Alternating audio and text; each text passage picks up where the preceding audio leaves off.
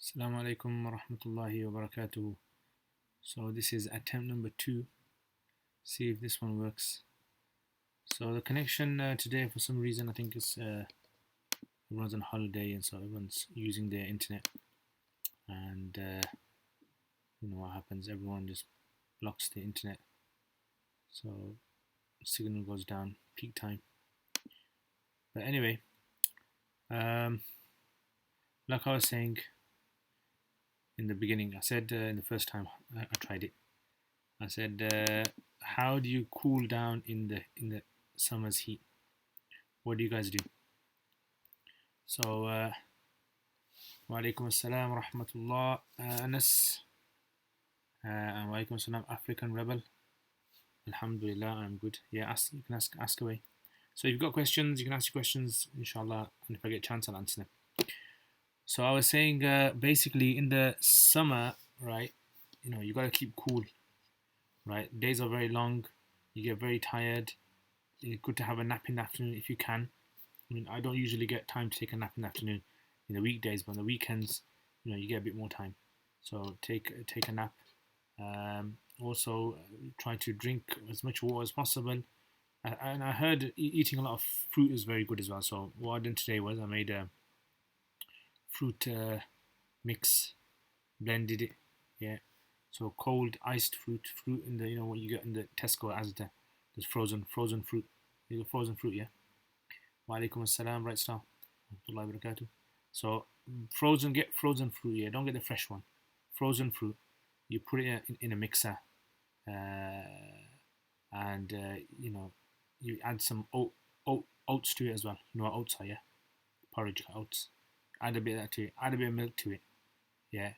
And then just put maybe some water in there and just knock it back. Drink it, and once you start drinking that, you feel full and you get cooled down as well. But sometimes if it's too cold, it does give you a brain freeze, yeah. So you got to be careful of that. And when we were in madrasa, we used to have in the heat. It was very hot over there, so there's a lot of juice shops there, fresh juice shops you can get, very cheap. Like you can get pomegranate juice for about 30 pence, a big cup, big like pint cup, or you could get something like something called Sharifa. I don't know if you guys know what Sharifa is. What was it? Someone gave me the name of it before. Yeah, it basically it looks like a grenade. It's a fruit that looks like a grenade. It's got small little pieces on there. Yeah, it's green in color. So if you guys know what Sharifa is, put it in the comments below. And there used to be Sattu as well, which is a kind of wheat drink. And there used to be other kind of drinks we used to have. But the problem was if you drink these drinks, when I used to drink these drinks in the heat, it used to slow my brain down. My brain is not that fast anyway. But it slowed it down and I used to find it difficult to concentrate in class. I used to just feel slow in class. So I don't know, have you guys ever experienced this? Have you ever had that kind of feeling? Sleeping in the afternoon is very good as well, right? And that really kind of helps you later on to be able to stay up late and concentrate as well. So we used to have to stay up late in madrasa. And if you haven't slept in the afternoon in madrasa, at night time after Maghrib, you're going to feel just too tired, you're exhausted. You won't be able to concentrate in class as well. So that's basically some of the tips of keeping cool in summer. Oh yeah, have a fan as well, yeah. Keep a fan with you. If you don't have the luxury of air conditioning, yeah, keep a fan with you or something, in the room, and just cool down. Keep a wet cloth with you, put on your head, put on your neck. So these are some free tips, guys. Okay, let's look at some of your questions. If you got any other tips as well, put it in the comments. Okay, so first of all, are there any specific worship to do in Shab-e-Barat? There's no specific worship to do. I mean, the narrations regarding Shab-e-Barat. Shab-e-Barat, for those who don't know, is on the 15th of Sha'ban. There is some scholars used to emphasize, scholars have emphasized throughout history about doing some extra worship on these days. MashaAllah, Akhi, your face shined with the beard. Allahu Akbar. Yeah, matching, face and beard matching. Jazakallah khair. Custard apple, that's what it's called. Sharifa is called custard apple, guys. And I don't think Adil you can get it in this country. It's one of those kind of fruit. If you do get it in the country, it's gonna cost like double, triple the price. So there's no specific ibadah to do. There's no specific ibadah to do any throughout the year unless it's been mentioned explicitly. Remember that. That's a rule of the thumb. There's no specific ibadah. So, for example, 5 times salah, I look like Osama bin Laden. So, I mean, everyone that's got a beard and has got a face, I think, looks like Osama bin Laden sometimes. So, do you shave your pubes? It's a very straightforward question. Yeah, straight to the point. Okay. All right. So anyway, so what was the question again? So there's no specific types of worship ibadat which occur, throughout the year unless it's been mentioned. Like 5 times salat, right, has been mentioned. Ramadan has been mentioned, and Hajj has been mentioned. So there's specific that you got to do. Besides that, you can do any type of worship you want throughout the day. You can do Quran, you can do dhikr. There's nothing specific unless it's been mentioned. All right. Next question. Are there any is in Surah Kahf, verse 64, the ya of Nabaghi is omitted, and Surah Yusuf from 64? Yeah. Let me have a check of this. So Surah Kahf. So I'm not a Hafiz, so I won't be able to. Okay. قال ذلك ما كنا نبغي. Okay, so here nabghi basically is without the ya, yeah? Okay, so I mean, this is something which is nothing to do with any rules of grammar. This is something which is most likely to do with qira'at, different recitations in the Quran. Yeah, so the different recitations, different way that Arabs used to say things, and this is how it's been preserved, this is how it's been written down. So there's no kind of rule of Nahu that comes to my mind. I'm not an expert in qira'at, so maybe this kind of question would be better posed to someone who's an expert in qira'at, in the different.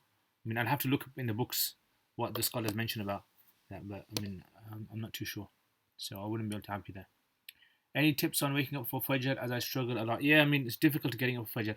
Getting up for Fajr is a difficult thing. Allah, He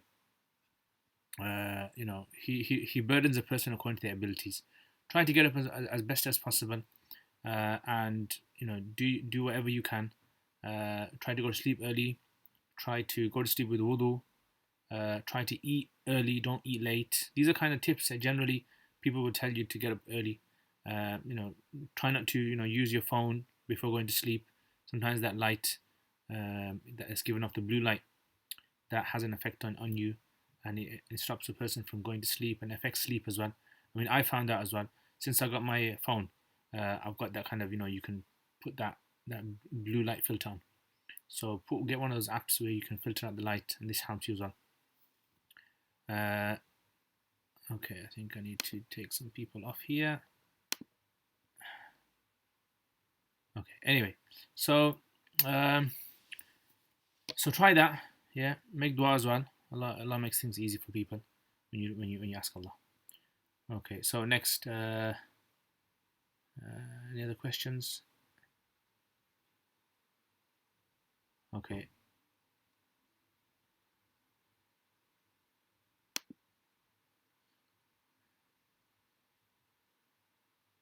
All right. So any other questions, guys? So the stream seems to work now. Yeah. Email it to me, inshallah. I'll have a check of it. I mean, there's no kind of rule of Arabic grammar that comes to my mind. Why is it nabghi? Yeah, I mean, I don't know. But it might be a question for people who are experts in qira'at and fonts of the Quran. Okay. Ya Allah. Alright, so there seems to be a party somewhere down my road. I can hear, them playing some music, and that means they're probably going to be up till late. Yeah, so anyway, this is what happens in the heat. Yeah, when it gets hot, people stay up till late, and people start annoying their neighbors as well. So if you guys are living in an area that's nice and quiet, then you guys are lucky. If you guys are living in an area like me where they have parties in the summer, then you just gotta, put earphones in your ears. Oh, by the way, yeah, I lost my earphones as well. Yeah, so that's another bad thing, guys. So I have wireless earphones, so I don't know where I put them. I don't know if I lost them in the house. I don't know if they've fallen off on the streets. Uh, so yeah. Anyway, so I thought I'd tell you guys. I also put up those pictures. So the pictures are up, guys. If anyone wants pictures, prices are up as well, and I can send them out to you guys. The pictures are going to be in A3 size. Yeah, A3 size pictures off because I don't have a good quality printer to be able to print it off. Okay.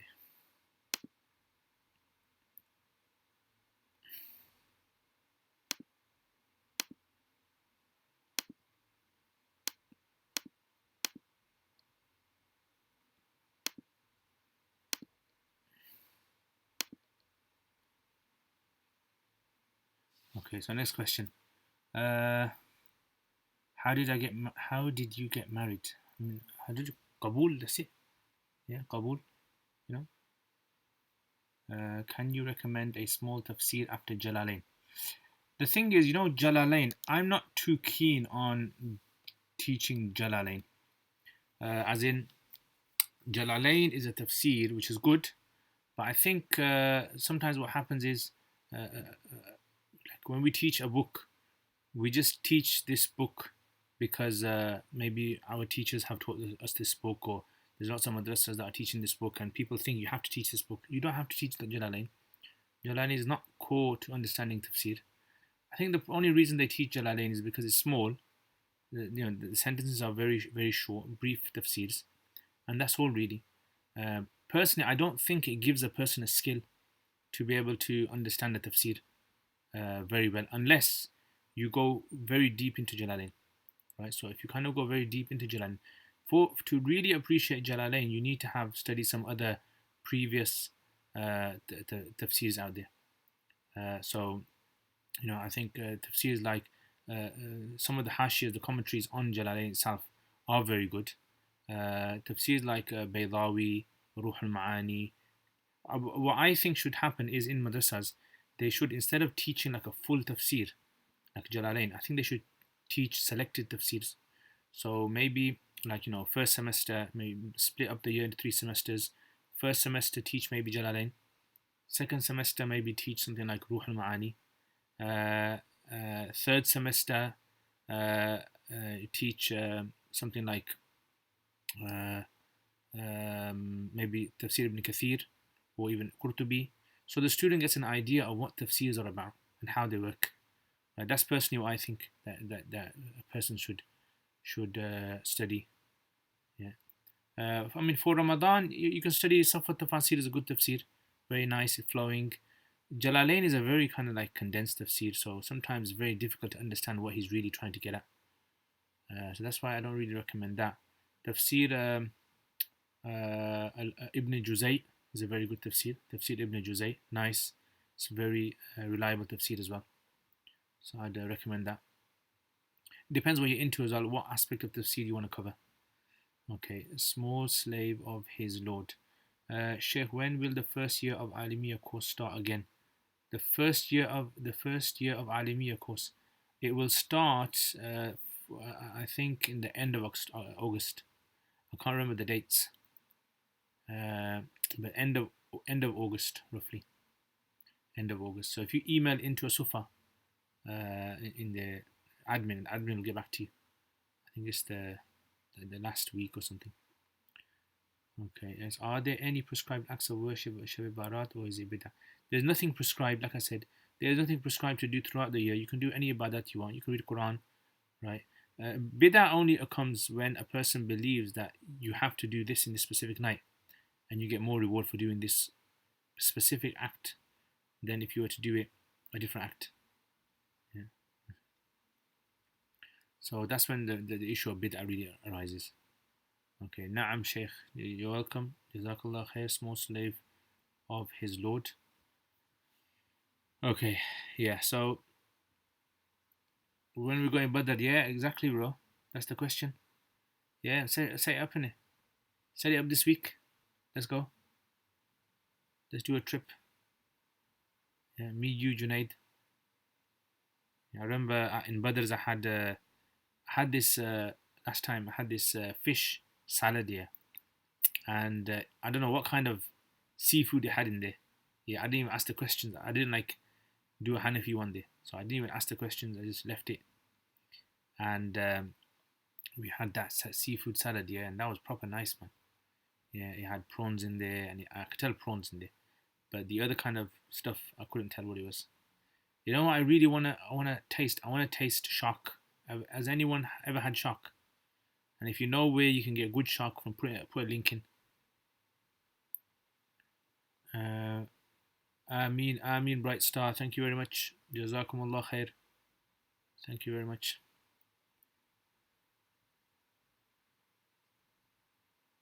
Okay, Hamza is saying, if someone accidentally breaks their fast without knowing, for example, forgetting that they have a fast and eating, will their fast still be valid?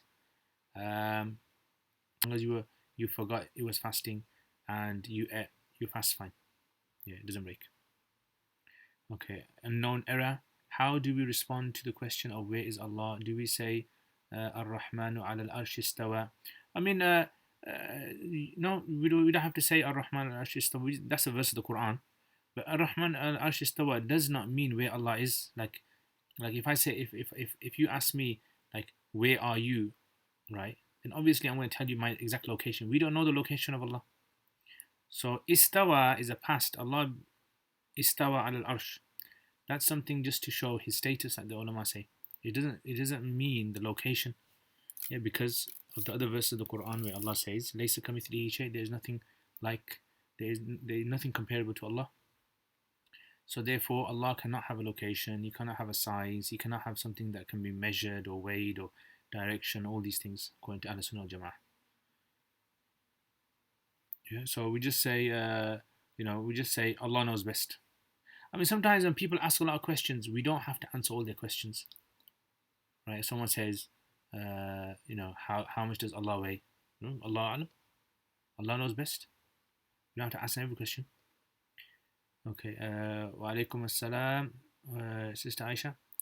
Okay. Crypto M. How long does Maghrib last up to? When can you pray? So Maghrib can last all the way until the whiteness in the horizon disappears. So you look basically on the where the sun is set. So when the sun's going down, you look on the horizon. When the whiteness disappears off the horizon goes black. That's when Maghrib ends, basically, according to Imam Hanifa. And according to the Sahibain, it's before that when the redness disappears. So the whiteness, even if the whiteness is still there, Maghrib is finished. Okay. Sharks halal. Sharks are halal, yeah.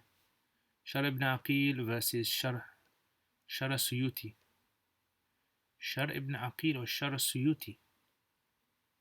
Which one's Shar Suyuti? In what year do Asufa teach Hidayah, Jalalain, Mishkat? Is it 2 or 3 times a week attendance in the evening? Okay, part-time. Jalalain, I think, is taught in the 6th or 7th year, I think. I'm not too sure. Hidayah is taught in the 5th year. Mishkat is taught in the 5th, 6th, and 7th year. Yeah, 3 times a week. In Ramadan. Is Taraweeh Fard? No, Taraweeh is not Fard. It's an optional prayer. Yeah, it's highly emphasized. A person should endeavor to pray, make their best efforts to pray.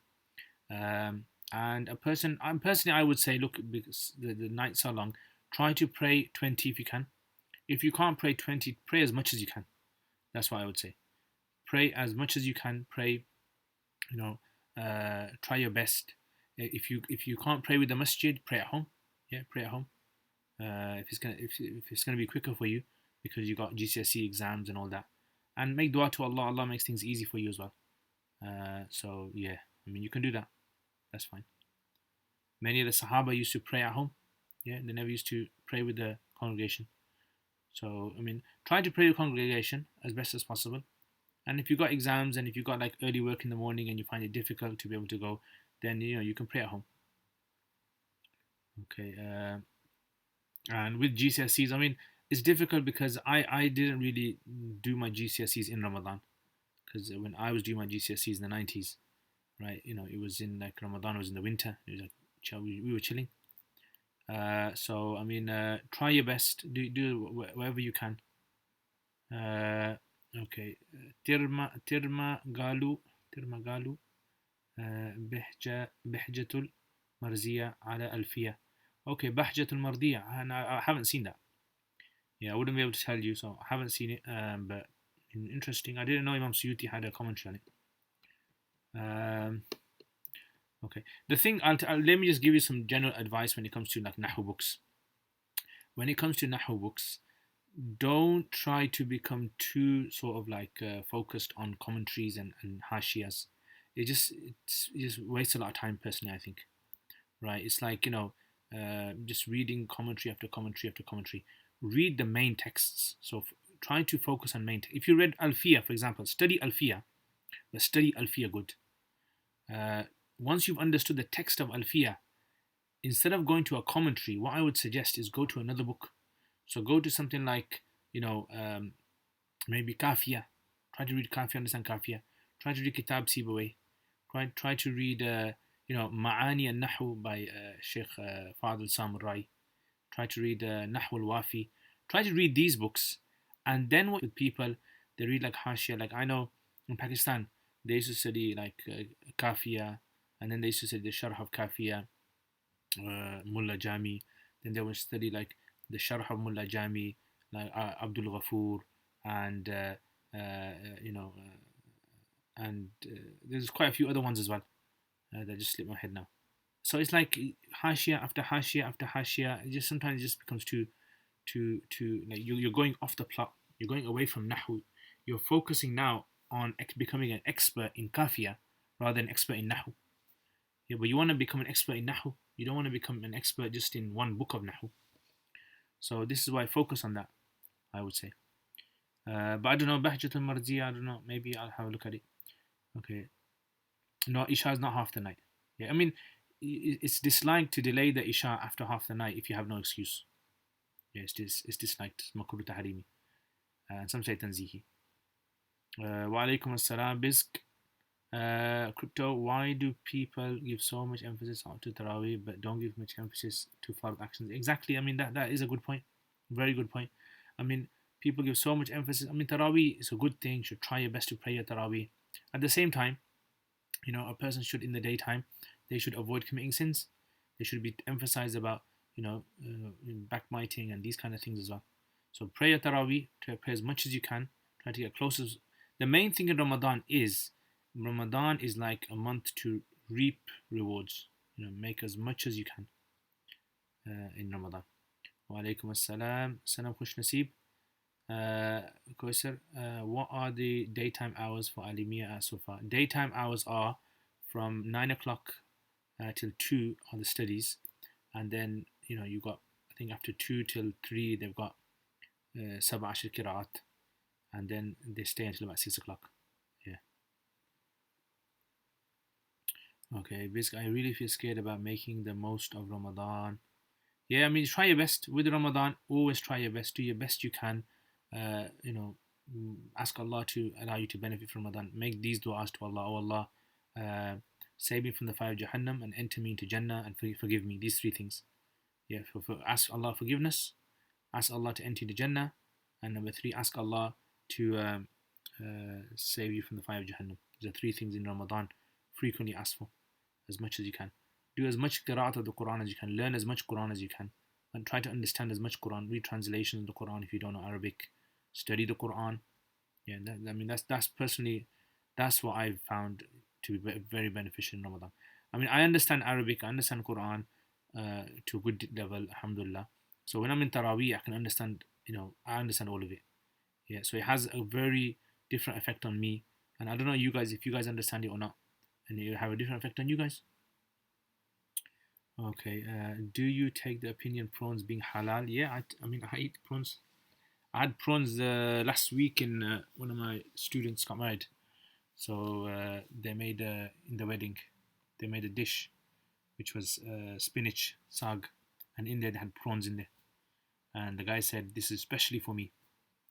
So yeah, I like prawns. Yeah, especially king prawns. King prawns are very nice. Okay, so anyway, uh, yeah, so that's that, guys. Yeah, any other questions? I'm feeling very hot today, guys. Yeah, I need to get the fan out, put the fan on to cool down a bit. Uh, are prawns good for health? I don't know if they're good for health, but they taste nice. I just remember in Pakistan there was a restaurant called Lal Killa. Yeah. So Lal Killa is basically like a open air restaurant, and it was in Karachi. I don't know if you still got it or not. And over there, they used to have this section. It was like a buffet basically, like a buffet, and everyone's like making the food, and you just as soon as they make it, you just pick it off them. So they used to have this prawns, yeah, and they used to have it in batter, and that was just so nice. Yeah, they had that there. That was one of the nice dishes there. Yeah, fried, and they also had pater, yeah. So pater, which is like quail, small little birds. They used to have that. I think yeah, was it roasted or fried? I can't remember. But that was very nice as well. Yeah, very small little, small little birds, but they were very tasty. Okay, how come in the Hanafi madhab women don't need a wali? Not in the Hanafi madhab, according to Imam Hanifa. The idea of marriage and transactions and dealings is something which every human should have the authority to be able to conduct themselves. So that's why he says the wali is not necessary for the contracting of the marriage. Yeah, but the wali is necessary for if there's any problems in the marriage. Uh, and yeah, so there's a clear. I mean, when we say there's a clear hadith, what tends to happen is when we look at a hadith, we sometimes look at a hadith, but we don't realize that this hadith has to be put in the picture of a bigger picture. So when we look at one hadith, we're not going to build a whole religion around one hadith. We're going to actually put this hadith into all the database of hadith and evidences, and then we're going to look at the hadith like that. And this is what fiqh is all about. So if you have for instance, something like you have the hadith of Hanafis say you don't have to make intention when you do wudu.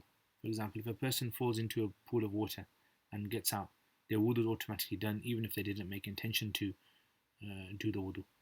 And the reason for this, even if there's a clear hadith that says your actions are by intentions, is because they say that look, the wudu is actually considered to be something which is a means of purification.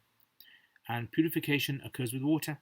So intention has nothing to do with purification. Like when you wash dishes, or when you wash your clothes, or if you have impurity in your body and you wash it off with water, you don't have to have intention to clean it. So that's why they say that the intention is something to do with actions which are to do with reward and things to do with what we call amr ta'abudi, rituals, rather than wudu in itself is an action of washing. So this is why when we look at a narration, we have to understand the whole science behind narrations, science behind understanding. And what I would suggest to you is study usul fiqh. Once you study usul fiqh, all these questions get cleared up regarding why we don't take this hadith and why we take this hadith. Yeah, so it's a very interesting science. Yummy Laziz, thanks. Yeah, but yeah, had some grandparents they eat in the past. Now nobody eats, only chicken generation. Yeah, true. Peshawar Dahlawi used to do Raful Yadain. I mean, there's nothing wrong with the Raful Yadain. Raful Yadain is fine. Raful Yadain. Hanafi say Raful Yadain does not affect your salat at all. In fact, I mean, many of my teachers where I studied, they actually said when you go to a Shafi mosque, sometimes do Raful Yadain. Nothing wrong with it. However, the Hanafi say it's preferred. It's like something, what is better to do, Raful Yadain or not? So the Hanafi says it's better not to do it, where the Shafi says it's better to do it. That's all the difference. How can I study usul fiqh? Try to find someone local to study it from. I don't know where you live. Wherever you live, try to find a local scholar who can teach you usul fiqh. Question about worry. People say you should try to remember that the world is temporary and those worries won't last, but they're referring to worldly worries. How about if a person's worrying because of their worries of the hereafter? Like you don't know where we are going to end up in the hereafter. It's true, good point. I mean, our worry should always be the hereafter. Yeah, but what we should always have is hope and fear. Two things. So we balance the worry with hope. Yeah. So like we prayed our salat, we've done good, we've helped someone out, listened to our parents, we've helped our neighbors, we've given charity. So we believe that we have hope that Allah will accept this, and forgive us in the hereafter. Yeah. So living with just fear is something that's not good in Islam, and living with just hope is not good as well. So you have to have the balance of both. So practice the balance of both. Yeah, hope and fear. See, a lot of these things, I'll give you a little tip here, yeah, guys. Give you lots of tips today. A lot of these things, people become very like paranoid or become very fixated in these little concepts because they don't keep company of people who are like upright people. When you stay in the company of like upright people, good pious people, it doesn't have to be a scholar, but someone who is balanced in their religion, it naturally has an effect on you. Yeah, it naturally has an effect on you. So a lot of people, when they start practicing, they start learning their religion through books and articles and reading online. And I personally, I think that's a very dangerous way of learning your religion, because it's a very sort of like abstract way of learning religion. It's not like you're not learning it through individuals. The Sahaba used to learn their religion through the Prophet ﷺ. They used to learn it through seeing and actions and practice, and that has a very good effect. Yeah, so this is why I think a lot of people today, when they start practicing and they bombarded with information and they're reading books, they're actually looking at like a utopian sort of version of the religion, and then they're trying to figure out that, look, I'm learning about all this. This is how it's supposed to be. This is how I'm supposed to be grateful to Allah, and this is how much patience I'm supposed to have. And then they're saying, but in real life, I can't do all these things. So they can't see implementation of the text into their lives. So this is why when you kind of see just average people, good upright people who are balanced in their religion, when you stay with them and you see them and you talk to them and you see how they do things, then it kind of makes you feel more easier. And then you realize that practicing the religion is very easy. It's not difficult. Yeah, it's not all about textual. Okay. Right, next, how can the different sects come together and unite like Brahmins and Deobandis and Salafis all beef? I mean, the main thing is just everyone just come together, man. I have no problem with Brahmins, Salafi, Deobandi, whatever group. I have no issue with them, as long as they don't criticize one another on issues that are differed. We don't need to criticize the things. If it's a categorical thing in Islam and they criticize, alhamdulillah, I think we need that, right? Like criticizing the Qadiani sect, right? They're not Muslims, and that's something categorical. But I'm thinking things like little ikhtilafs that we have amongst ourselves, openly criticizing on public and having debates. I don't think we should be doing all that. Once we get rid of all this, and once we see these scholars coming together on platforms and talking, giving talks and meeting each other, and people seeing all this, it brings the followers together as well, I think. Kal, Jazakallah khair. MashaAllah, Jazakallah. I don't know, I haven't done anything to my beard today, yeah? It's just normal. I think it's just maybe just the sweat. I've been sweating a lot today, hot. So maybe just some sweat or something, some light reflecting off it.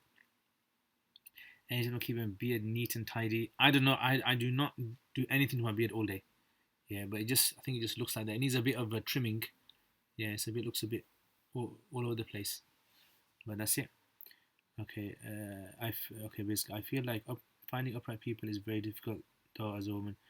Yeah, I mean, it can be. I mean, it can be. It's just sometimes a person's introvert, right? If a person's an introvert, then they find it difficult to meet with other people, talk to other people. Sometimes just having conversations with people as well, just a normal conversation, 5-10 minute conversation with someone, it can make a person feel a bit more kind of, I wouldn't say relaxed in their religion, but it makes them. I mean, for example, like sometimes when I would learn the religion and when I would sit with my teachers, I would see a big difference between what was in the text and what was in practice. Practice was more easier to see. It was more easier for me to apply in my life. I found it very easier to be able to follow my teachers' examples than to follow in the books, because the books just seemed like a very high level. It's like in the books they're talking about a level which doesn't exist today. and in real life it's very different. There is nothing categorical when it comes to having a haircut, as long as it's not something that looks really bad in the society. So the average good person in society, if they look at the haircut and they see it as something that's very disgusting, I would say that is wrong. But otherwise, besides that, as long as it's not replicating or imitating any sort of a specific religious symbol, it's fine. Yeah, unknown error. You got a lot of questions. Yeah, nobody else got any questions? Okay. Criticizing the shirk, the beliefs. I mean, shirk, again, is istighatha shirk? Does it fall under shirk? What is the definition of shirk? Are we understanding shirk from a particular group of scholars in one part of the world, of what they define shirk as, and then we're using that to understand shirk? So I would say no. Yeah, istighatha is just it's a different issue. Ikhtilaf is an ikhtilafi issue. That's it. Is eating seafood halal? Eating seafood, I mean, Hanafis say you should only eat fish. Other madhabs say you can eat anything in the sea. As long as it's born, not like someone throw a pig in the sea and say, right, it's in the sea, so you can eat it. What about qaz'a for haircuts? Yeah, so the hadith of qaz'a, so this is where you need usul fiqh. For example, the Prophet ﷺ, he saw a child and he had like patches of hair everywhere. And he just told the family, look, either shave it off or just keep it. What's this? We don't find any other narration out there. We don't find any other like narrations out there where the Prophet ﷺ has told Sahaba off for keeping strange haircuts. Maybe because in them days the norm of the haircuts was they didn't have like, they just maybe had a scissors or something. They didn't really have shavers and these kind of things to kind of do designs in hair. So this is why, I mean, what does the qaza hairstyle mean? What is the prohibition? Is a whole ikhtilaf in that among scholars themselves. And some people say, oh, any sort of hairstyle which is not, all the same length or not shaved is qaza. Now, I don't agree with that. I think that's very a brush statement, that is. As long as the rule that I think which people is easy to follow is just as long as it doesn't imitate a specific symbol of a different religion, and as long as it's not so strange that people in the societies frown upon it, then I think it's fine. Okay, alaikum assalam. Yeah, so that hadith about the qaza was the child had this strange sort of haircut, and some even said it was the Jewish style where you have the two locks on the side. Some of you mentioned that was the qaza. Yeah. Okay, wa alaikum assalam rahmatullah. Brother Russian, looks like Russian symbols. I can't pronounce your name, so I'm going to call you Russian. So Russian, wa alaikum assalam. What I can do if I can't stop doing sins? Right, so when a person commits a sin, if you feel inside you what you're doing is wrong, that's the first good step, guys. The second thing is try to stop it. If you can't stop it straight away, try to get rid of all those things that are tempting you to commit that sin. Yeah. So try to cut down on all those things. Try to stay in company of good people. Try to make like a chart for yourself that you're cutting down. So if you are involved in a particular sin that you're doing regularly on a weekly basis or whatever, cut it down. Yeah, as much as you can. If it's very difficult for you to stop straight away. Okay, unknown. No worry, bro. Don't worry. You can ask. I don't mind you asking. It was just like trying to encourage that everyone else to ask questions if they had any. Yeah, sometimes some people don't have any questions. I actually haven't really been checking my Curious Cat. So if you do have any questions and you're shy to ask on here, I mean, you could put it on Curious Cat. Yeah. So you got my Curious Cat, haven't you? Yeah. So if you're shy to ask here, and you're watching and you want to ask some question, as long as it's not something which is going to be very awkward or silly, but if this is going to be something and you're shy to ask that question, you can ask on my Curious Cat, inshallah, I don't mind. Yeah. You know what the Curious Cat is, don't you? Right, let me just have a check what the Curious Cat link is.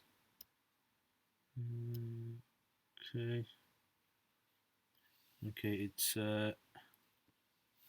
curiouscat.me/zaman82.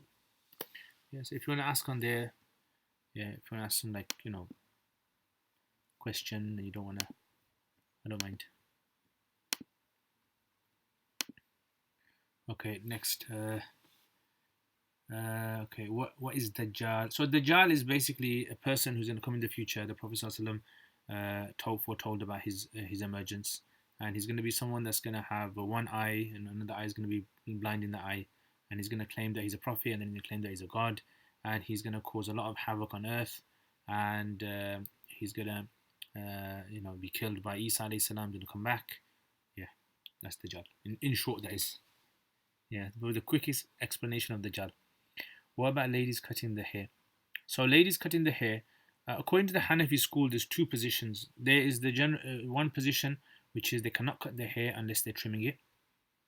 And there is another position taken by Sheikh Abdul Hamid Tahmaz and others, Syrian and other scholars, whose position is that as long as their hair doesn't resemble the hair of men, so they can cut it up to their shoulders or up to just below the ears, as long as they don't resemble men haircut. There's two positions there. And personally, I would say that look, if you're in a society where women normally do have haircuts, it's a culture, then you could take that position. You're welcome, unknown. Wa alaikum wa iyyakum wa iyyakum. How did the companions store money given they never had banks and safes to store valuables? Okay, good question. Actually, that's a really good question. One of the things that we have in Islam is amana, trust. So what used to happen was some people used to leave trust with other people. So you kind of like just leave with them like some money or something. So let's say you're going on holiday somewhere, or you're going abroad, and you got some money at home, and then you say to one of your neighbors, "Can you just keep it with you till I come back?" And you trust them. So it's called amana, and there's rules for amana and trust here in the books of fiqh. The other thing that they used to do was loan people money. So when you loan someone money, they take it as a loan, and then they'd give it back to you. Right? So these were like different techniques to be able to have. So this is why Abdurrahman ibn Auf, people used to come to him, and it's in books of hadith, that they would give him money to keep as a trust, and he would say to them, rather than keeping as a trust, why don't you borrow it to me and invest it? So they'd invest it with him, he'd do business, and then he'd give them their money back, and he would give them a share in their business. So he'd give them a share in their business, and he'd give them profit as well. So that's how he used to do this investment, mudaraba, silent partnership. So that's how they used to do it. So later on, hundreds of years later, this idea of transporting money to different countries, cities, so banks were developed. Okay, next, the fun. What should I do? What should I do when I keep having bad thoughts? I mean, no one can. That's a good question. No one can stop having bad thoughts. Bad thoughts come to everyone. Yeah, they come to me. They come to scholars around the world. People that you look up to will get bad thoughts.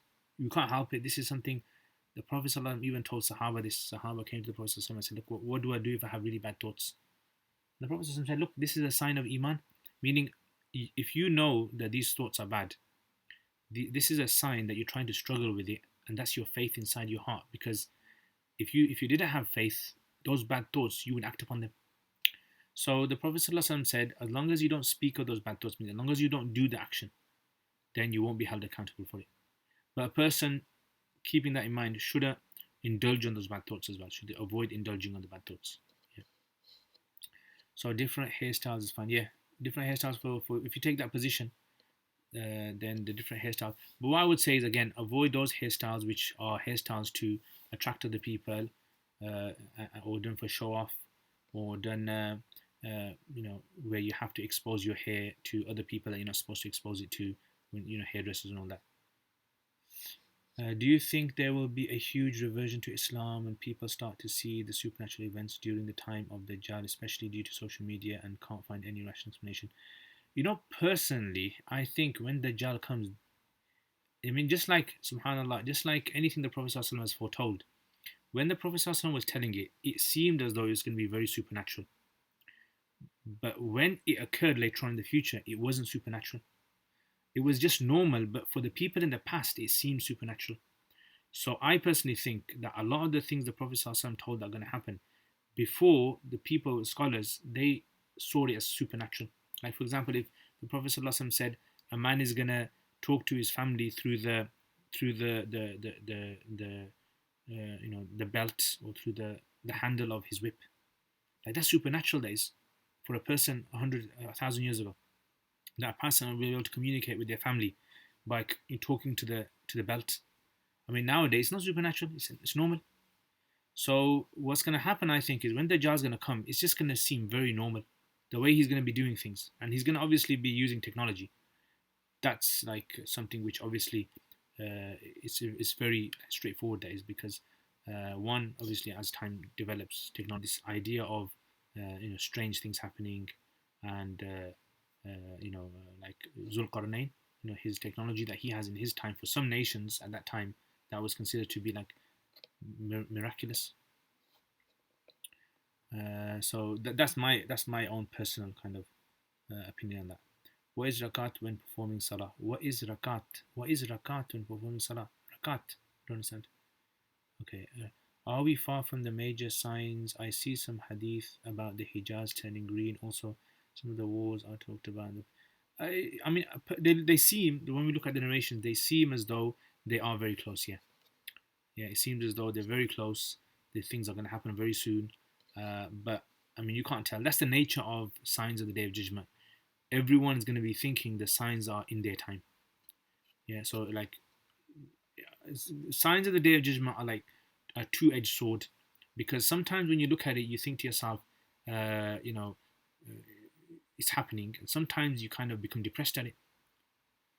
So I think there's two ways to look at it.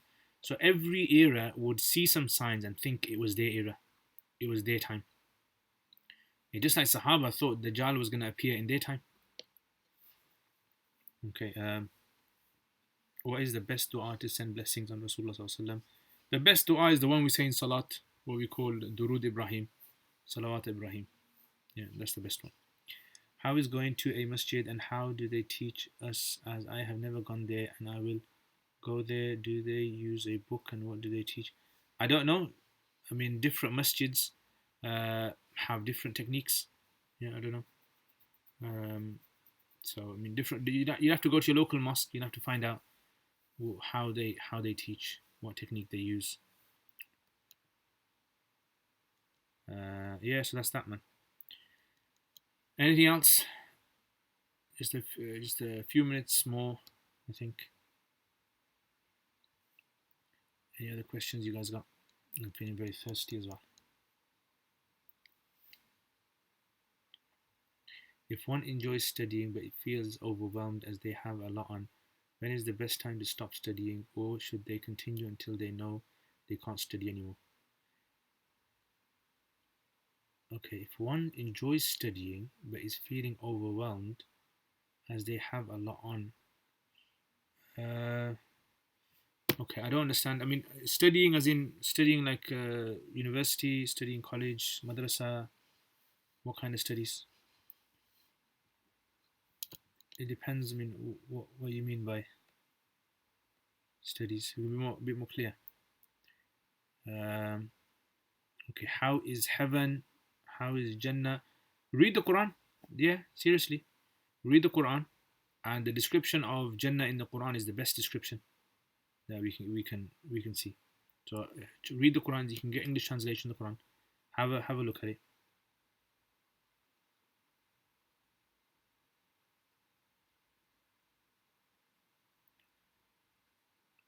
Okay, advanced Islam, yeah. So I mean, what I would say is, look, this is my own personal kind of thing on this. Yeah, is a person should only study if they really want to study. If a person doesn't want to study, then they shouldn't study, because talab al ilm, this is what it's called, seeking knowledge, only occurs when you want to seek. If you don't want to seek, if you're not interested, for example, a lot of people are like forced into studying. Maybe their parents forced them or pushed them, and they're kind of like very strict on them. They have to study. It might work for some people, but for a lot of people, it doesn't work. Afterwards, they have no interest in carrying on their knowledge, um, and it's just later on they become a bit like distant from Islam sometimes as well, and from worship and all that kind of stuff. So you don't want that to happen. This is my own personal kind of thing on it. But at the same time, sometimes a person just needs a little push and they can carry on themselves. I think the best thing for you to do is, if you're passionate about studying, carry on studying. Yeah, but try to make yourself a goal for why you're studying for. Yeah, so that you can have, more sabr and more tolerance to studying as well. Because if you don't have a goal, then you're just like, it's like you're just blindly just pushing something in front of you. Like imagine there's a car, you're pushing a car, but you don't know why you're pushing the car, and you find it struggling and struggling and struggling, and the day's gonna come where you're just gonna give up, and there might have just been like 1 meter left for you to push the car, yeah, for you to finish the course. So something is like that. So I would say, and ask Allah Ta'ala as well, yeah, to give you istiqamat and strength and guidance as well, make things easier for you. That's the main thing. Ilm should connect you with Allah as well. It's taken from Anwar Olaki, all right. I mean, I haven't really listened to many of his talks, so I wouldn't be able to say. Is it required to make dua in Arabic if you know it? No, you don't have to make dua in Arabic. You can make dua in English if you like. You can make it in English and any language. Can you give me any tips to study Islam online? From what topic should I start off as a beginner? Can you read Arabic? Can you read the Quran? Start off with the Quran. Learn tajweed. That's the best thing to do. Wa alaikum assalam. My English is very poor. Don't worry, my Russian family. Jazakallah khair. Thanks for answer. I really don't be with people who have good iman. May Allah put all of us in the company of people who have good iman. Please tell me three surf books in order: primary, intermediate, and high. The thing with surf books is, I don't think that you need to study surf books. Surf, I think you should study it from someone in their own way. Yeah, that's what I think. Otherwise, if you want to study, for example, like there's a book called Ilmu Sarf, and then you can study Ilmu Sigha number 2, and then you can study Ashafia. Yeah, that's like the order maybe. But I don't think there's a need for studying a specific book on Sarf. Sarf is a very kind of logical science. A teacher can teach you. It's like mathematics. Okay, I know how to read a bit, but what topic should I do after tajweed? Learn how to fiqh. Yeah, learn fiqh. How to pray salat, how to fast, how to do hajj, and business transactions, these kind of things.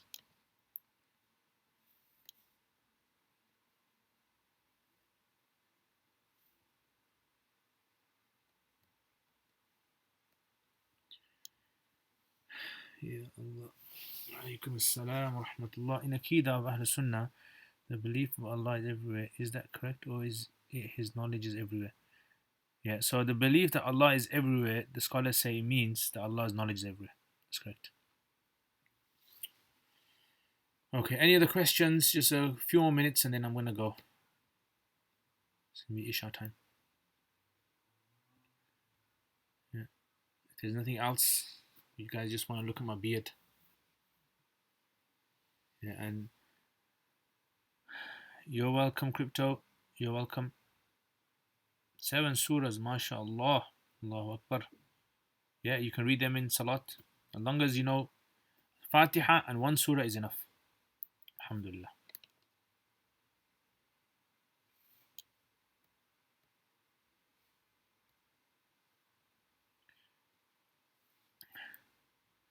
Okay, Bizk, you're welcome. You're welcome. Sheikh, do you support exclusion of in-depth study of mantiq and philosophy in madaris nowadays?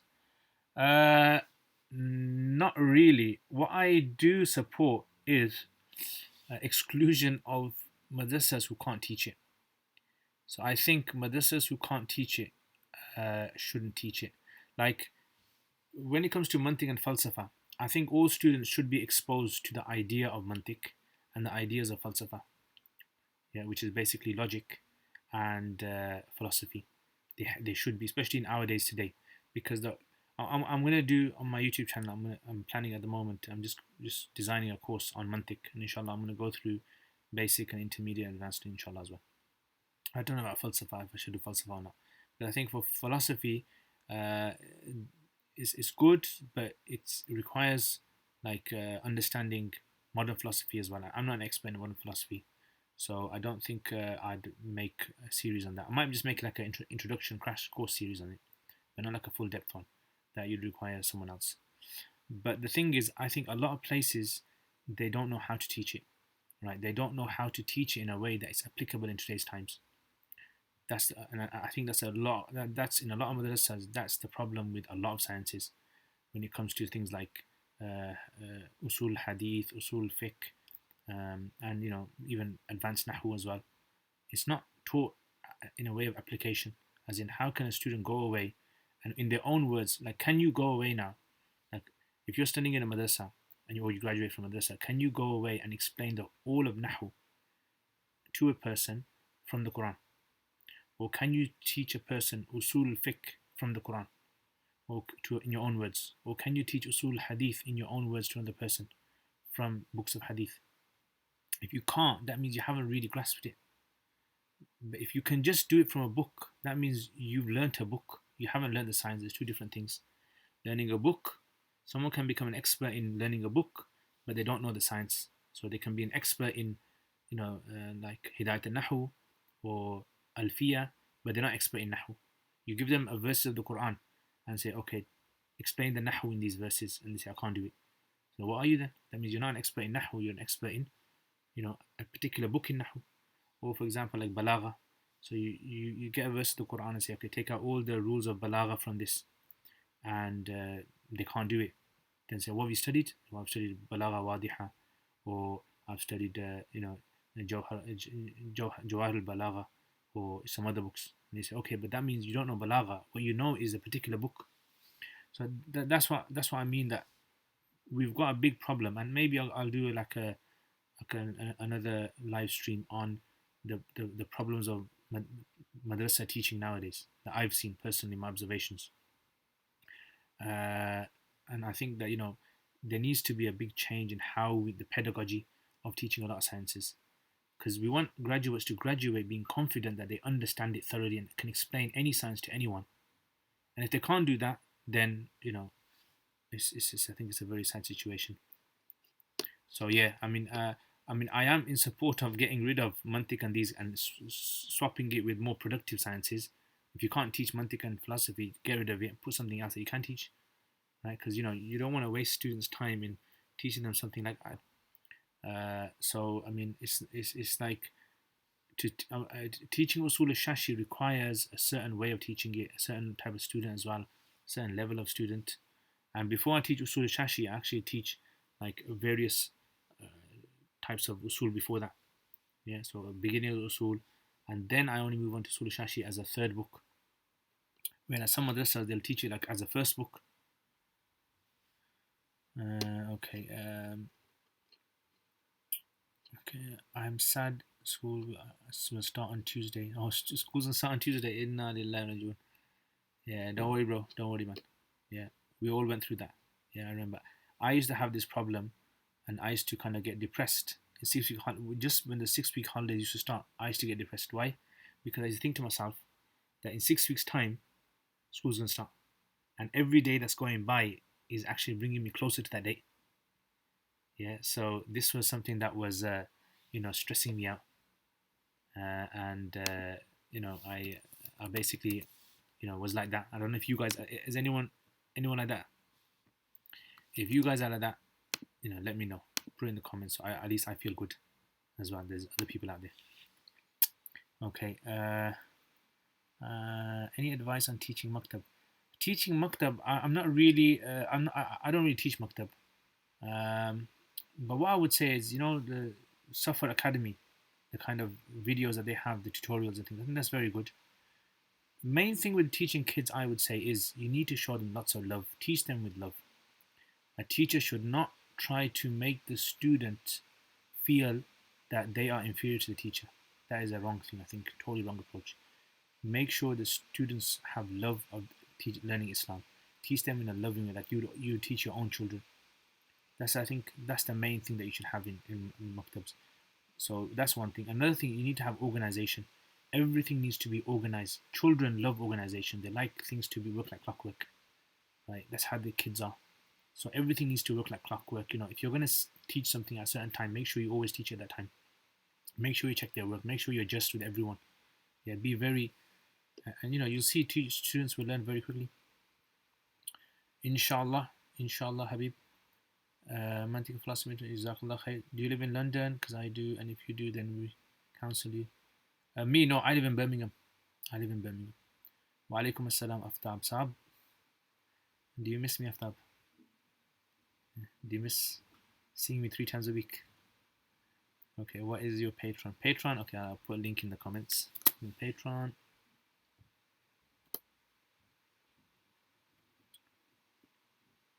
Okay, students nowadays are more focused on getting the Wifaq certificate. The sciences are not so.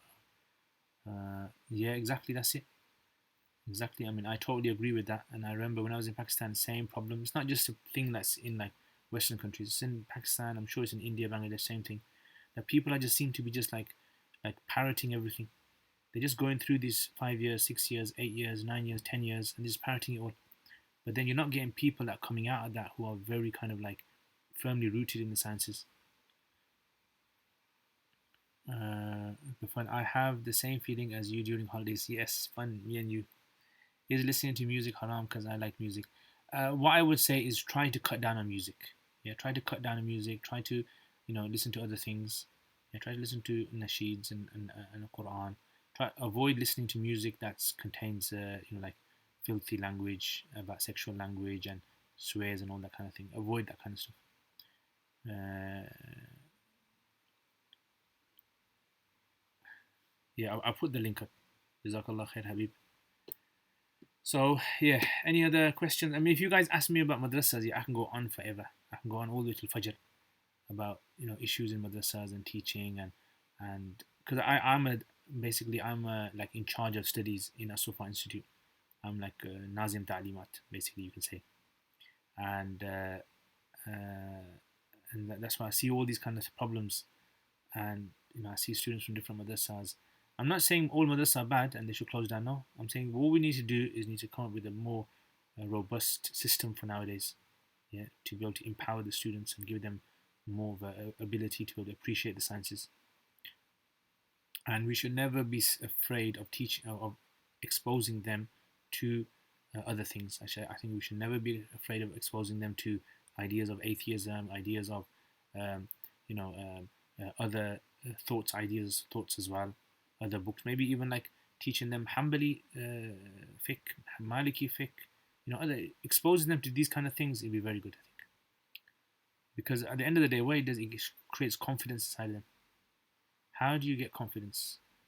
How do you get confidence? I don't know. I mean, how I get confidence is it depends what kind of thing you mean. Like when I'm giving a talk or something, speaking to the public, what exactly? I mean, if you can elaborate on that.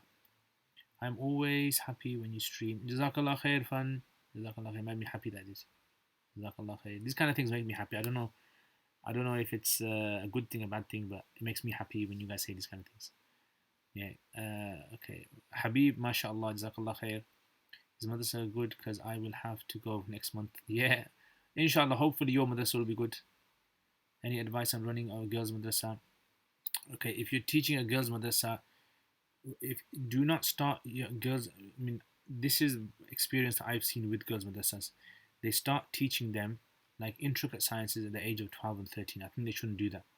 If you're going to teach us girls' madrasa and you're going to teach at 12 and 13-year-olds, just teach them the basics of Islam. Teach them the bare basics.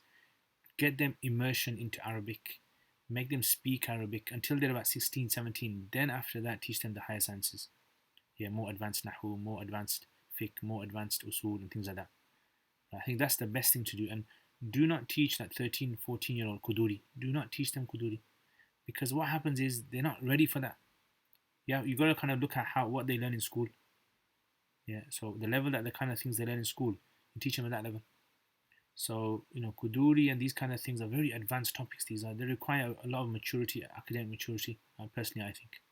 And I've seen many madrasas, they'll teach them Kuduri, and the way they'll do it like this, I'll tell you. They'll translate it for them, explain the masala, the girls will go away, they'll write their notes down, and the exam time comes, they'll go over their notes. And what they'll do is they'll understand their notes, and then they'll try to fit it onto the text. So they don't know what's happening. All they're doing is they've become experts in memorizing notes and being able to apply the notes onto the text. That's not learning. Yeah, well, that's parroting, that is. And they do that for Nahu, they do that for Quran Tarjama, they do that for Hadith, Bukhari, and I think that's just a waste of skill days. Okay, Sheikh, do you have Islahi ta'alluq with anyone, Bayat in Tariqat? No, I don't have any Bayat in Tariqat. I mean, I did speak to my teacher about this, and he actually said to me, and he's Bayat to Mufti Taqi Usmani, and he said to me basically, only have Bayat Tariqat after you've stayed in the company of a Sheikh for many years, and don't just jump into it, because just because someone's famous, it doesn't mean that they're an expert in rectifying you. Yeah, the main thing is you connect with Allah and His Messenger Sallallahu Alaihi Wasallam's ways. That's the main thing, and you do that with company of good people, staying in the company of good people, listening to their talks, asking them questions. A lot of people think that just by me listening to Mufti Taqi, I'm going to become good, or just by me sitting in his gathering. You're not going to become good like that. What you're going to become good is when you kind of communicate with them. So I can't communicate with Mufti Taqi Usmani. He's not going to listen to me. I mean, lots of people try to email him and text him, whatever. He doesn't have time for everyone. But my teachers are very close to him, like in Pakistan, very close to him. So I would say get into with someone who you can ask them personal questions. They know who you are. They can advise you on good kind of things. If you want to, do bayat.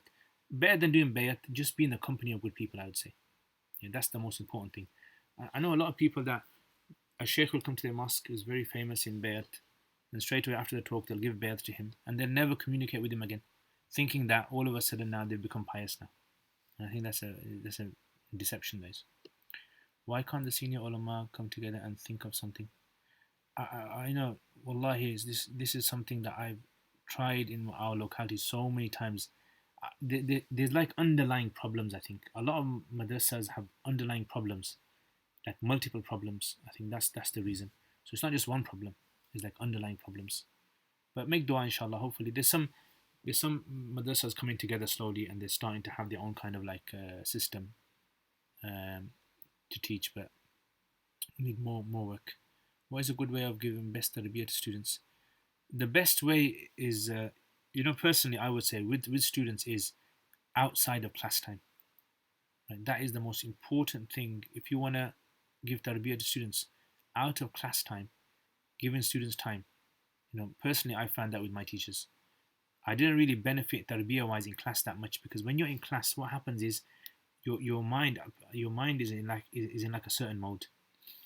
So you do kind of you behave in a certain way in class. Your teacher behaves in a certain way in class.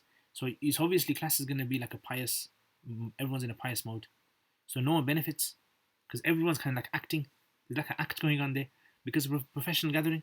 Like when you go for a meeting or something, or you go for some work interview, everyone kind of puts this act on. The thing is to be how you are outside. When you go for tea with your students, when you go to eat with your students, when you go for a drive with your students, these are the kind of times that you benefit a lot. I would say 70-80% of the benefit that you get from your teacher will be outside. Now, if you're scared to meet your teacher outside of class, and you're scared to shake their hands, or you're scared to speak to them, ask them personal things, or go for dinner with them or whatever, if you're scared of that, you're not going to benefit from your teacher. Trust me, it's just going to be like this fake connection you have with your teacher. I mean, imagine in my class, in my Bukhari class, there was 550 students. Yeah, 550 students. How many of them would be able to benefit from the teacher? Would only be, obviously, if you had a good connection with your teacher. So, you don't have to have a connection with all your teachers. Just get a good teacher, connect yourself with them. Yeah, that's the main thing, man.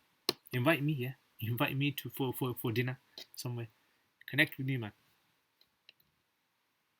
And one of the reasons I do these live streams is because I feel that I need you guys to see what kind of person I am. Yeah, so obviously I put a little kind of show on sometimes, obviously, for live streaming. I'll be a bit professional. I put my topi on today. I didn't put a topi on. I actually forgot to put my topi on. It's lying around somewhere.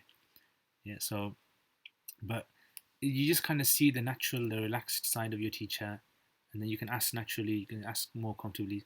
Sometimes when you guys are asking, you're thinking, how am I going to ask this question? Yeah, how am I going to speak to him? What is he going to say? Should I ask it like this? Should I ask it like this? Why? That's because you're scared of showing your natural self.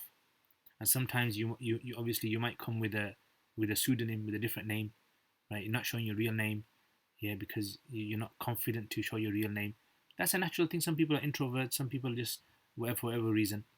But you need to be more transparent with your teacher. I think that's my own observation. If you really want to benefit from tarbiyah, you gotta be like that. Okay, let's just see another one. Uh, just in general, when around people, yeah, I mean, what I would say, I have to always meet people. I don't really like kind of always meeting people, but I'm kind of used to it now. If you got to meet kind of new people, what I would say is, uh, don't try to be what you're not. Just be yourself, be polite, and just maintain good character. Yeah, but just be yourself. Try to be yourself, and try this exercise. Yeah, whenever you're gonna meet someone, just like relax your shoulders. Yeah, breathe out. Yeah, breathe out as much as you can. Make your stomach come out. Relax your shoulders.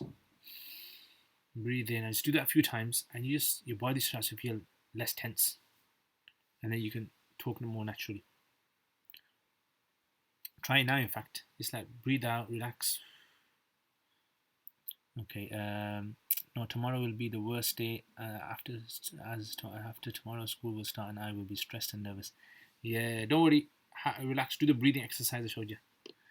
As mashrab mashayikh, it must be good advice, and rabita is important, as you said. Yeah, rabita is important, but also be true in your rabita as well, honest in your rabita with your asatiza. Don't put like a show on in front of them. Don't try to put this show on just to show your, you know, that you're good in front of your. Be honest. I do miss it. Came down for Juma and spent time with Mufti Imran. Yeah, I had Juma in Sutton this week. Actually, I had two Jumas in Sutton. Long story. What is the limit to keep with a teacher outside? There is no limit to keep with a teacher outside. I mean, with my teacher, if you had seen what kind of relationship I had with my teacher, yeah, you'd probably think he was my friend. The way we used to talk to each other, the way we used to laugh, the way we used to go out. Yeah, the more relaxed you are with your teacher, the more you're going to feel comfortable learning from them. The more knowledge is going to be more about, you know, uh, benefit from your teacher. Yeah, teachers will make mistakes. They'll do things that are wrong. Ask Allah to conceal those from you. Yeah, I would say. Otherwise, it stops you from learning from them. Sure, one last question. Because we have tired you enough today. Since studying online can't replace the traditional way, but what can a student do to gain spiritual benefit of Islamic sciences? Online. What I've noticed is, online. Yeah, you can have a balance. What you can do is study online, but at the same time, try to keep like a normal relationship with either your teacher who you're studying from online or with a teacher that's local. Yeah, try to do that, and you'll see. Main thing is you need to have a natural connection with, ulama. Like for example, some people when they kind of think of people like Mufti Taqi, they think Mufti Taqi always at home is wearing topi in his head, he's wearing that, his cloak, and he's always kind of silent and he doesn't joke around and he doesn't play any sports and he's just either reading or he's praying salat or he's teaching or he's giving a talk. They think even at home he's like that. But when we went to his house, he's not like that. He's a very chilled out guy. Yeah, he tells jokes, he laughs. But when you see him on the stage, he has to obviously be professional. So sometimes when the audience sees him, they think that he's always professional. And then that makes this audience think they have to be professional as well. Does that make sense? In my city, some people saying that Islam has reincarnation. Do they wrong? Reincarnation?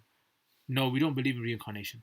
Yeah, we believe that we're going to be resurrected on the day of judgment, brought back to life on the day of judgment. We don't have belief in like a person dies and then their soul goes into another animal or creature. No, we don't believe that. Okay, peer personally through experience, male teachers should teach after girls when older, younger, age 12, etc. They need female teachers to give tarbiyah. Yeah, I mean that's a good point. Good point, definitely. Yeah, maybe that is something that maybe some of the madrasas should think about as well. Okay, no more questions. I think I've exhausted you guys asking questions this time. Yeah, mashallah, you guys have stayed with me for how long? Did I memorize the whole Quran? No, I don't know the whole Quran. I only know a few surahs. Yeah, I know a few surahs. Yeah, the thing that the thing with the fitna is a problem as well. Yeah, and we've got to be careful. You have to have the right systems in place when teaching females, um, you know, and sometimes fitna can occur. So you've got to be very careful. Professional, be professional in your teaching. Yeah, always, and ideally, the women should be taught by the women. That's the best way. Yeah, that's the ideal way. But I mean, it can be done if there is a gathering. I've seen this many times in Arab countries as well. So the men are being taught, and on the side, there's women on the side as well that are studying in the same class, right? And it's fine as long as people show professionalism, as long as they're not, being too like what's the word? Uh, Too chilled out, you can say, with them, yeah, and joking around and all that kind of stuff. So in class times, there should be professionalism. Yeah, be professionalism, be nice, yeah, be polite, be courteous, don't be rude. I think sometimes what happens is some teachers in our madrasas, they feel they have to put this kind of rude, you know, superior kind of, I don't know, mode on, yeah, and you have to feel humbled in front of the teacher. You have to kind of, when you meet your teacher, you put your head down and two hands and all that kind of, yeah. I think that shouldn't be the case. What are all the books behind me? Right now, you ask, what are all the books behind me? Yeah, this is going to take ages to explain all these books, but I did mention to you. Oh yeah, this book is a very good book. Yeah, if you're going to Palestine, and uh, you know, this is a very good book.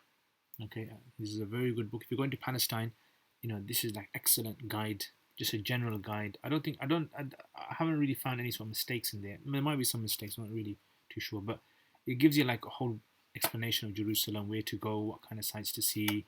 It gives you like a in-depth, detailed explanation of the masjid itself and all the little like kind of historic artifacts in the masjid. Yeah, so if you want to get this book, it's called Palestine by Homer Travels. Yes, it's a good book. Try to get yourself this book. I think it's a very useful book if you're going to Palestine. Guys. Yeah, very very useful.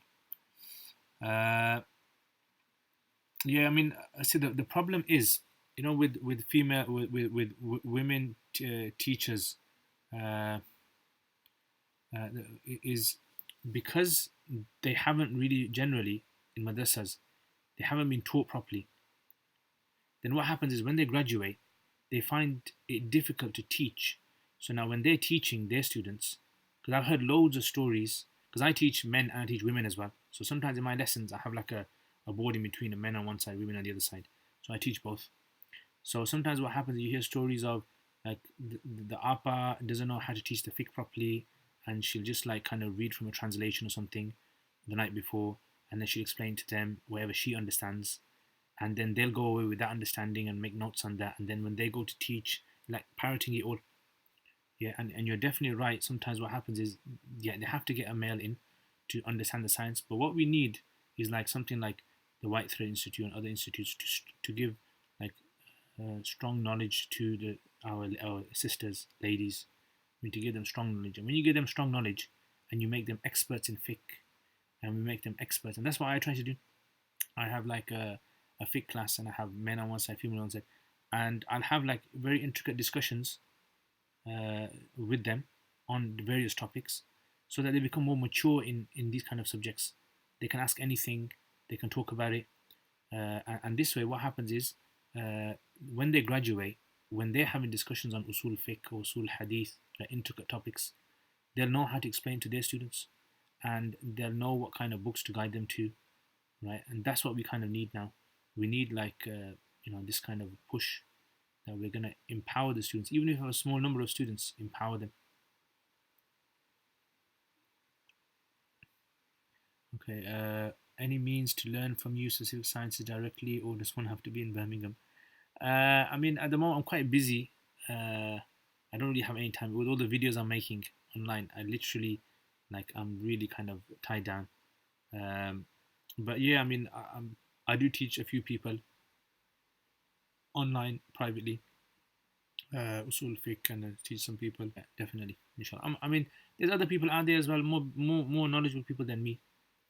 Yeah, the main thing is we need to have a good like learning and teaching. Okay, take care, inshallah. The fun. I think if there's any other questions, okay, just 2 more minutes and then I'm gonna go. If there's any other question, no other question. Yeah, the fun has had too much fun today. Yeah, sounds like a good guy, man.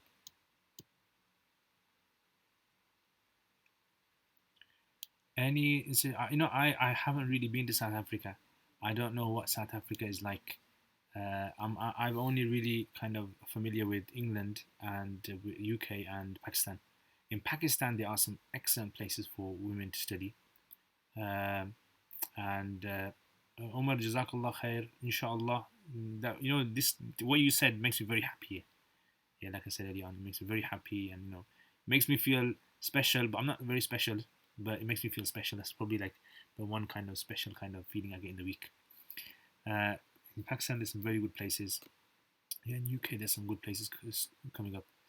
But Alhamdulillah, I don't know about South Africa. I'm not very sure.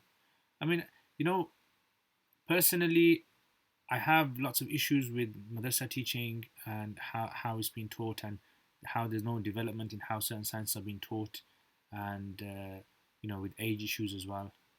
Uh, Jazakallah khair, Habib. Okay, calm down, guys. I got three special feelings today now. A bit too much for me. In my city, some people say to me that hadith from Kafar, be peace be upon him.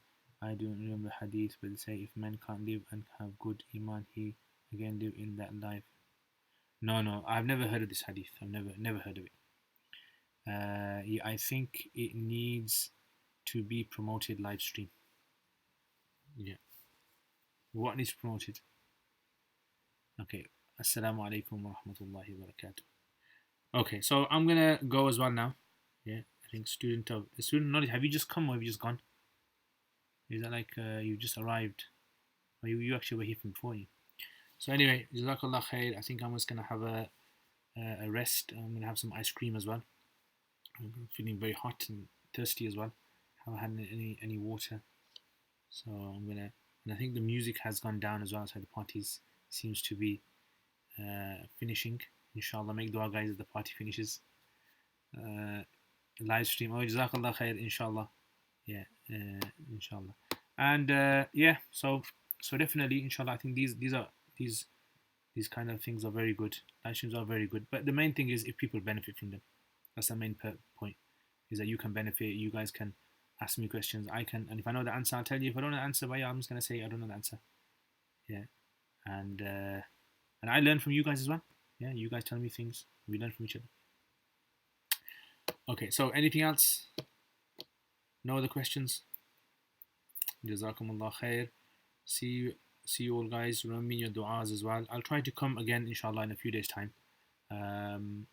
Live stream. What kind of time is best? Is this kind of time? What's like the best time? So this week I'm a bit more free because I don't really have that much teaching. Off from teaching for about a week or so. So what kind of time would be best? So I know.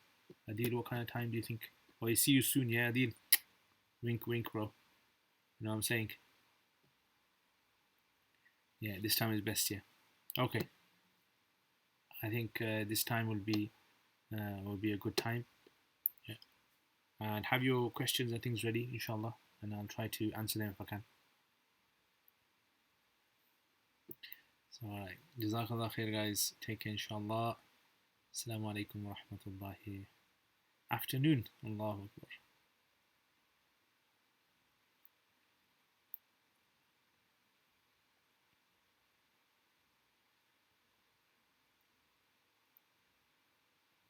Inshallah. Inshallah. Assalamu alaikum wa rahmatullah.